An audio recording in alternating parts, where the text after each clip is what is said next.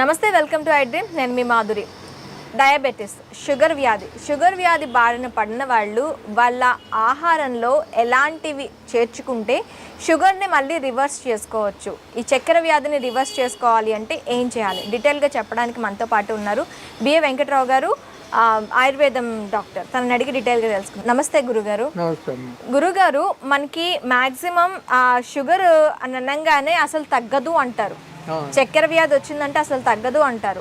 ఆయుర్వేదంలో మనకి చక్కెర వ్యాధి వస్తే ఒకవేళ దాన్ని రివర్స్ చేసుకోవడానికి, అంటే అది పూర్తిగా తగ్గిపోవడానికి ఏమైనా మందులు ఉన్నాయా? సింపుల్గా చెప్పాలంటే పటిక, ఈ పటిక పొడి చేసి పొంగించాల నీళ్ళల్లో. పొంగించిన తర్వాత దింపేస్తే మళ్ళీ గడ్డ కడుతుంది. ఆ గడ్డ అయిన తర్వాత దాన్ని పొడి చేయాలి, పౌడర్ చేయాలి. ఓకే, చేసి దాన్ని సీసాలు డబ్బాలో పెట్టుకోవాలా. చిటికెడు అంటే ఇట్లా ఇట్లా తీసి ఎంత వస్తుంది అంత, సుమారు 5 గ్రాములు 6 గ్రాములే వస్తుంది. చిటికెడు అంటారు. ఆ చిటికెడు వేసుకోవాలా, నీళ్ళు తాగాల. ఓకే, దానికి ఇంకేమీ లేదు. ఇట్లా 40 రోజులు తినాల. 40 రోజులు తిన్న తర్వాత టెస్ట్ చేయించుకోవాలా, షుగర్ ఏ లెవెల్లో ఉందని. అప్పుడు ఇంకా అవసరం అనుకుంటే ఇంకో 40 రోజులు తినాలి. ఓకే, అప్పుడు సరిపోయింది, కంట్రోల్లో ఉంది అంటే మానేయాలి. అంటే స్పటిక అంటే మనకి నార్మల్గా బయట దొరికే తీపి పట్టిక లేకపోతే ఉప్పు పట్టిక? అదే పట్టిక ఒకటే రకం ఉంటుంది. తీపి పట్టిక వేరేగా ఉంటుంది కదా, కండ చక్కెర అంటారు. కండ చక్కెర అది వేరు, పట్టిక ఇది ఉప్పు. ఓకే, క్షార వస్తువుల్లో ఇది ఒకటి క్షారం. కాబట్టి ఈ పట్టికను పొంగించాల, అంటే శుద్ధి అవుతుంది. పొంగించి శుద్ధి అవుతుంది, దాంట్లో ఉన్న దోషం పోతుంది, శుద్ధి అవుతుంది. ఆ పట్టికను పొంగించిన తర్వాత మళ్ళీ ఆరబెడితే అది గడ్డ కడుతుంది. ఓకే, ఆ గడ్డను మెత్తగా పొడి చేసి పెట్టుకోవాలా. చిటికెడు రోజు పొద్దున సాయంత్రం చిటికెడు తినాల. దానివల్ల ప్రమాదం లేదు, సైడ్ ఎఫెక్ట్స్ లేదు, ఏమి ఉండదు, తినచ్చు. సింపుల్ అది, తగ్గిపోతాం. మేము 21 మూలికలతోటి ఒక ఫార్ములా తయారు చేసాం ఈ షుగర్కే. ఎందుకంటే ఇప్పుడు ఈ సింపుల్గా చెప్తే ఎవరు నమ్మరు. అవును, వాళ్ళకి డౌట్ వస్తుంది. అవును, దాంతోనే పోతుందా, దాంతో పోతే ఇన్ని హాస్పిటల్కి ఇన్ని మందులు ఎందుకు అని అంటారు. కానీ పోతుంది, నమ్మాల. ఏదైనా నమ్మకంతో పని అవుతుంది. అవును, ఇక నమ్మనప్పుడు మేము 21 మూలికలు కలిపి చేసినాం. అవి పొడి చేసి మేము క్యాప్సూల్లో పెట్టి ఇస్తాం. ఓకే, హాస్పిటల్ ఇస్తాం. అవి ఇస్తే దాని మీద కాస్త వాళ్ళకు భరోసా. ఇక దానికి ఛార్జ్ అవుతుంది కదా, అది చెప్తాం. ఇంట్లో ఉచితంగా చేసుకునేది ఏది వద్దు, డబ్బులు పెడితేనే నమ్మకం. లేకపోతే ఒట్టిగా ఇచ్చినామనుకోండి, ఊరికే ఇస్తే అదేం పని చేస్తుంది, ఊరికే ఇచ్చాడు ఇట్లా మాట్లాడతారు, తేలిక అయిపోతుంది. అలా కాదు.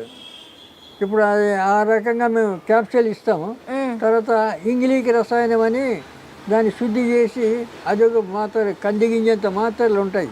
ఓకే, అవి అది ఇది 2 కలిపి ఒక క్యాప్సూల్ ఈ మాత్ర వేసుకోవాలి. వేసుకుంటే ఒక నెలకే ఇస్తాం. నెల టెస్టింగ్ చేసుకోవాలి, కంట్రోల్ అయిందా మానేయచ్చు, లేదా 2 నెలలు.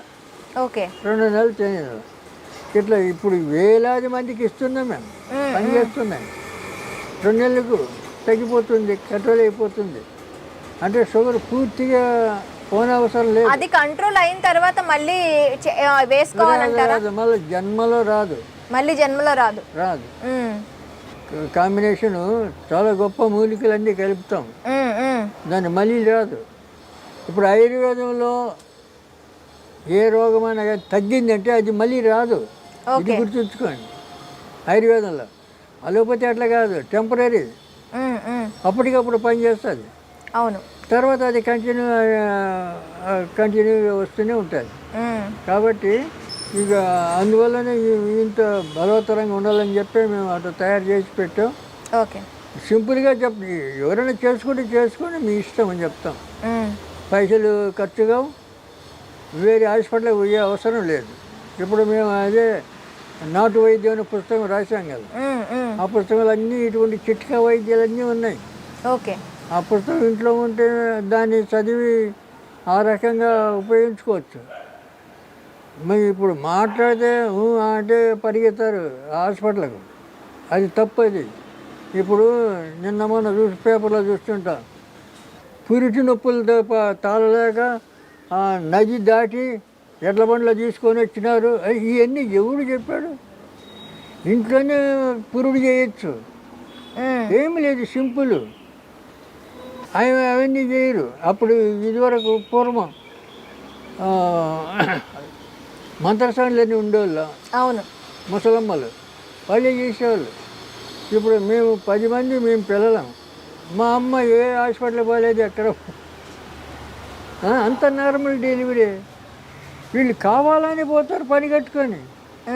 దాని మళ్ళీ పేపర్లు వేస్తాడు, నది 3 కిలోల నది దాటిపోయినారు, 5 కిలోలు పోయినారు, 6 కిలోలు పోయారు, పురిటి నొప్పులతో ఉన్న ఇలా మాట్లాడారు. అన్నీ దండుగా చేసే పని. ఆ అవస్థలో వీళ్ళ అవస్థలు చూసి డాక్టర్లు ఇంకా పెంచుతారు. అవును. డబ్బు వేలు బిల్లు వేస్తారు. అది బాగుంటుంది. అలా ఇంట్లో ఏమీ లేదు. ఇవి మేకప్ ఇంటికలు ఉన్నాయి కదా, ఆ మేకప్ ఇంటికలు బాగా పిసుకాలి, నెయ్యి వేడి చేసి ఆ నేతిలో కలిపేయాలి. ఆ నెయ్యి ఒక సగం పెద్ద గ్లాసు, దాంట్లో సగం తాపించేయాలి, ఒక సగం ఏమో ఈ భాగం అంతా రుద్దాలి. 5 నిమిషాల్లో పిండం బయటపడాలి. ఏం నొప్పులు లేవు, ఇప్పులు లేవు. ఇటువంటి చిట్కాలు చాలా ఉన్నాయి. మరి ఎందుకు పరిగెత్తారు అంటే పరిగెత్తాడు. బండ్లు కట్టుకొని పోయినాం, మోసుకొని పోయినాం, సైకిల్ మీద తీసిపోయినాం. ఎవడు చెప్పాడు నిన్ను బొమ్మని? ఇది వేసుకోవచ్చు కదా, చెయ్యరు.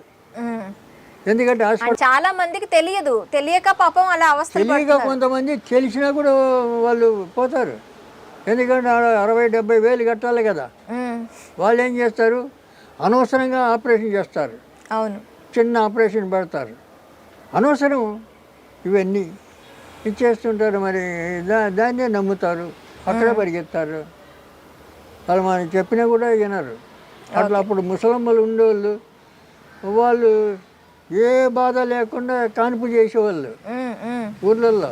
ఇప్పుడు ఊర్లలో పెద్దవాళ్ళు కూడా ఎవరు కనపడరు కదా. అవును. వాళ్ళు ఉండనీరు అక్కడ, అంత పంపించేస్తున్నారు. ఓకే గురువు గారు, థ్యాంక్ యూ వెరీ మచ్.